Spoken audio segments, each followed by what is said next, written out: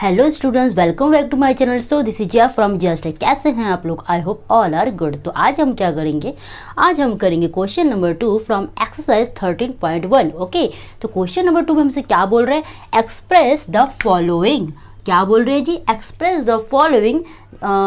Sorry, थोड़ा सा complete question में लिख ही नहीं लग रहा है। Express the following in exponential form. Exponential form, ठीक है जी। हमसे क्वेश्चन में बोल रहा है कि जो एक फॉर्मेशन है, इस फॉर्म को हमें किस फॉर्म में शो करना है? एक्सपोनेंशियल फॉर्म में शो करना है। अब मेरे को याद दिलाओ एक्सपोनेंशियल फॉर्म होता कैसा है? याद है आपको कि भाई कोई नंबर है, एनी नंबर, उसमें कोई पावर है, इसी में इसको बेस मानते हैं, इसी को इसमें एक्सपोनेंट मतलब पावर मानते हैं, राइट। और ये बेस, इसी फॉर्मेशन को, इसी लुक को कहते हैं एक्सपोनेंशियल फॉर्म। ठीक है, ओके, इतनी बात हमें क्लियर है। अब उसके बाद सेकंड बात करते हैं। ये जो नंबर है 6666, अब इसको हम एक्सपोनेंशियल फॉर्म में कैसे लाएंगे? इसके लिए हमने कुछ लॉ सीखे हैं। क्या?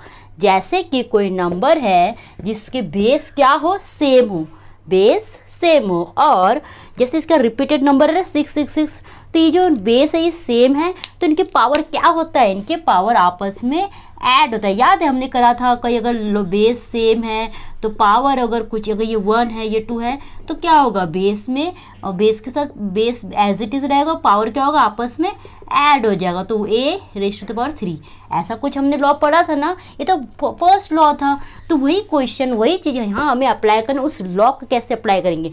हेयर इज बेस 6666, ठीक है, बेस यहाँ सेम है, ठीक है। फिर हमें क्या, सबके पावर कुछ भी नहीं है तो क्या दिख रहा है हमें? 1 1 1 1, ठीक है। तो क्या करेंगे?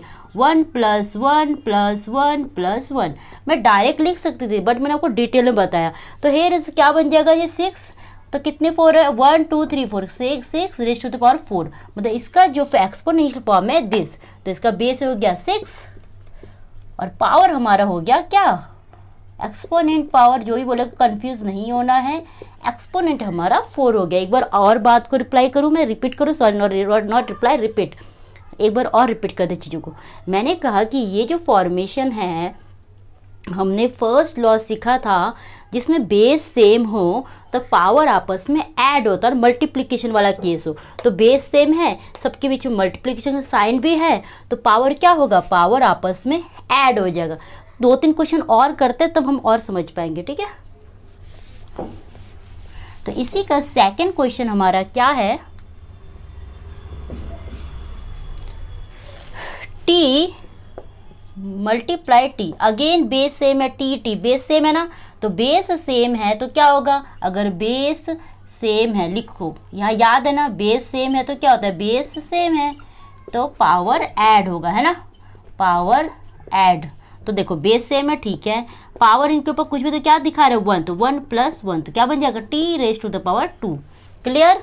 क्वेश्चन पे ही मैं चीज़ें करा दे रही हूँ, कोई दिक्कत नहीं होगा। इसी का थर्ड पार्ट भी हम कर लेते हैं। चलो थर्ड पार्ट करने से पहले मैं यहाँ पे 1-2 क्वेश्चन अपनी तरह से और करके दिखाती हूँ। मैंने लिखा है 7 × 7 × 7। भाई हमें इसको एक्सपोनेंशियल फॉर्म में लाना है। एक्सपोनेंशियल फॉर्म सुनते मतलब बेस होगा, एक पार्ट क्या होगा? पावर वाला लुक होगा। तो यहाँ पे हमें पता है बेस तो दिस है, ठीक है। उसके बाद हमें ये भी पता है बेस सारे रिपीट सेम हो रहे हैं, और जब सेम बेस हो तो पावर्स आपस में क्या होता है? ऐड होता है।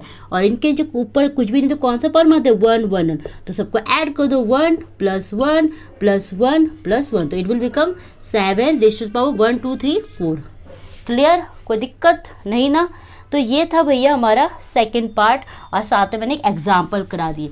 अब हम करते हैं इसी का थर्ड पार्ट। थर्ड पार्ट में क्वेश्चन क्या है? Let's see. थर्ड पार्ट हमारा है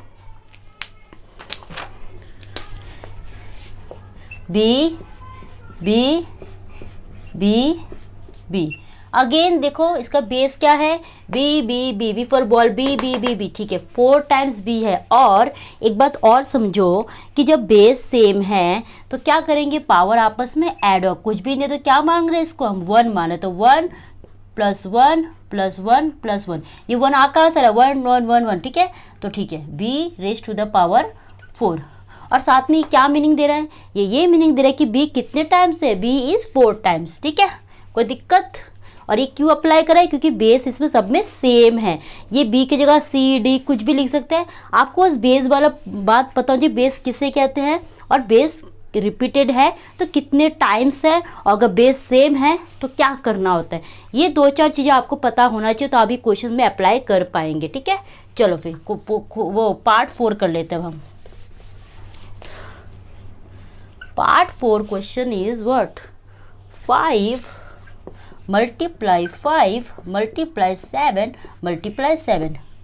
अब मेरे बच्चे एक चीज़ देखो, यहाँ पर बेस है एक 5 5, एक बार बेस है 7 7, मतलब इसे 2 नंबर को यूज़ किया एज अ बेस 5 और 7। अब इस केस में हम क्या करेंगे, तो हम क्या करेंगे, दोनों का अलग अलग सेपरेट काम करते हैं। तो इसका बेस सेम है, ठीक है, बेस सेम है तो पावर आपस में ऐड कर दिया, मल्टीप्लाई ये 7 है, इसके पावर कुछ नहीं तो क्या मतलब वो पावर्स ऐड कर देंगे। क्यों भाई, क्योंकि बेस सेम है।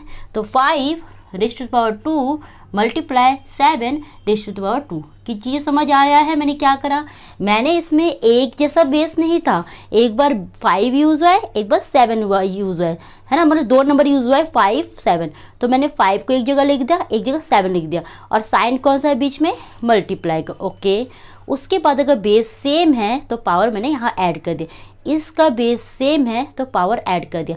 फाइनल फॉर्मेशन इसका ऐसे हो गया, exponential form. This is also exponential form, this is also exponential form. Okay, clear. इसी का पार्ट 5 करें, पार्ट 5 है इसमें, यस है। चलो इरेज कर दो इस पार्ट को।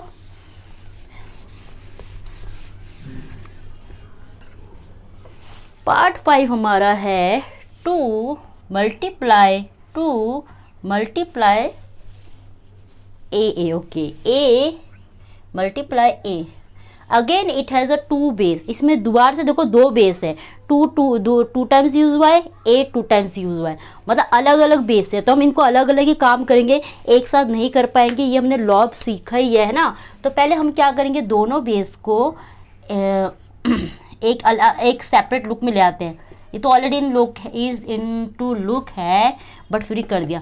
अब मेरे बच्चे जो बेस सेम है तो पावर आपस में क्या कर दो, ऐड। उसी तरह इसमें बेस सेम है तो पावर दोनों का ऐड कर दो, तो इट विल बिकम 2 1 1 1 + 1 2 मल्टीप्लाई ए 1 + 1 2।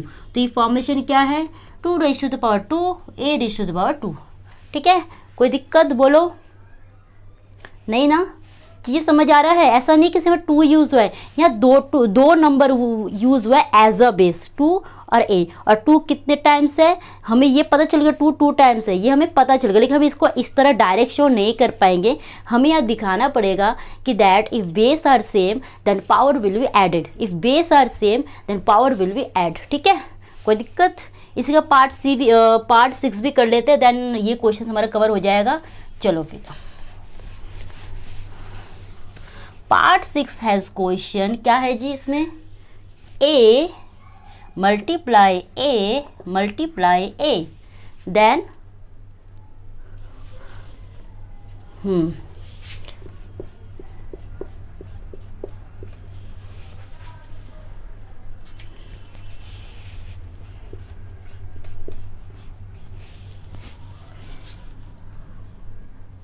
अब मेरे बच्चे यहाँ बेस ए है, सी है, डी है। देखो इसमें 3 बेसेस यूज हुआ है एज अ बेस, एक बार ए यूज हुआ है, एक बार सी यूज हुआ है और डी हुआ है। एक बार नहीं, मतलब जो बेस यूज हो वो बताए तू, ए यूज हुआ है, सी यूज हुआ है और डी यूज हुआ है। अब इनको सेपरेटली हम काम करते हैं। पहले हम ए की बात कर लेते हैं, जिनके बेस सेम है तो क्या करें, सबका पावर आपस में ऐड कर लेंगे। ठीक है, मल्टीप्लाई सी कितने टाइम्स है, इसका बेस 1 2 1 1 1, तो कितने वे, हम सबको पहले इस तरह में एक एक चीज करके दिखा दो। ठीक है, मल्टीप्लाई डी 1 टाइम। ठीक है, अब हम क्या करेंगे, पावर को सब में ऐड कर दो, ए 1 2 3 मल्टीप्लाई सी 1 2 3 4।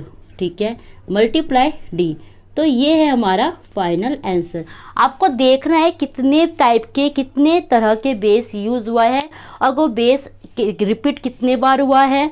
अगर सेम बेस है तो पावर ऐड करते जाओगे। यहीं अगर ये 2 होता तो हम यहाँ 2 लिखते, यहाँ 3 होता तो यहाँ 3 लिखते। ठीक है, और यहाँ कुछ है नहीं तो हम इसे 1 कंसिडर कर रहे हैं। सो this is the final look, और यही एक एक्सपोनेंशियल फॉर्म है विच जो हमने अभी कवर करा है। So this was a question number 2।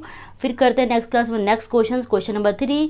तब तक के लिए क्लास को अटेंड करिए, रिवाइज करिए, जहाँ लगे डाउट है कमेंट डाउन करिए और वीडियो को like share and word subscribe. Thank you and have a great day. Bye.